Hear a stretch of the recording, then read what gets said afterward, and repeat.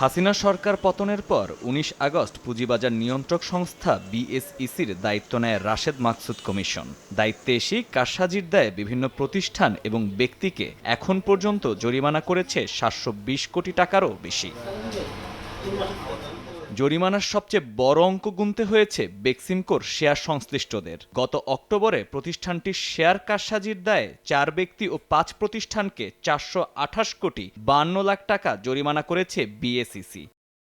একের পর এক জরিমানায় বাজার হয়ে উঠেছে অস্থিতিশীল, তলানিতে নামছে বিনিয়োগকারীদের আস্থার পারদ। এ অবস্থায় অনেকেই ব্যক্ত করেছেন হতাশা। ভালো ভালো শেয়ার কিনেছি, সেটা যদি লাভই না হয় তাহলে আমার এই বিনিয়োগ করে আমার লাভটা কি হইলো? একদিন দুদিন বার পর আবার ৪-৫ দিন ফালাই আগের সাথে আরও নিচে নিয়ে যাচ্ছে। খারাপ কোম্পানি কি এটাকে রেকটিফাই করার দায়িত্ব কার? রেগুলেটরি বডির।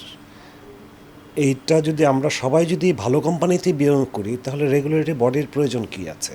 ব্রোকারেজ হাউসগুলো বলছে দ্রুত সমাধান না হলে দীর্ঘস্থায়ী ক্ষতির সম্মুখীন হবে পুঁজিবাজার। বিনিয়োগকারীরা সারাদিনে তাদের কোনো ফোনই পাচ্ছি না, এবং ভালো ভালো বিনিয়োগকারীরা তারা শেয়ার সেল করে তারা বের হয়ে যাচ্ছে।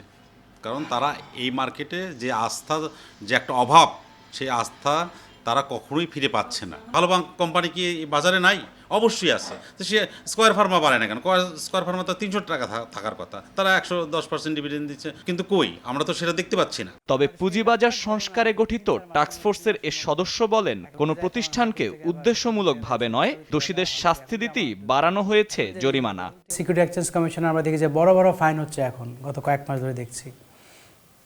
তাহলে তাই যদি হয়ে থাকে, এর আগের যে কমিশন ছিল সেখানে তো এইগুলো তো যে রায়গুলো এখন হচ্ছে, বড় বড় দেখছি পানিশমেন্টের ব্যাপার আসছে, এগুলো সবগুলো কিন্তু হয়েছে আগের যে কমিশন বা তার আগের কমিশন, সেই সময়কার ঘটনাগুলো। তাই তখন সেখানে পানিশমেন্ট দেওয়া হয় নাই কেন? আনুপাতিক হারে যারা কিনা সিদ্ধান্তের সাথে জড়িত, সেই স্পন্সর ডিরেক্টর যারা, তাদের ক্ষেত্রে হয়তো আনুপাতিক হারে শাস্তির ব্যাপারটা চিন্তা করতে হবে, সাধারণ শেয়ারহোল্ডাররা যেন ক্ষতিগ্রস্ত না হয়। সেটা মাথায় রেখে হয়তো আমাদের কোনো একটা সৃজনশীল ওয়েতে এই শাস্তির ব্যাপারটা প্যাক করতে হবে। এদিকে মাত্রা অতিরিক্ত জরিমানার কারণে সাধারণ বিনিয়োগকারীরা যেন ক্ষতির সম্মুখীন না হন, সেদিকে নজর দেওয়ার পরামর্শ বিশ্লেষকদের। মহির মারুফ, সময় সংবাদ, ঢাকা।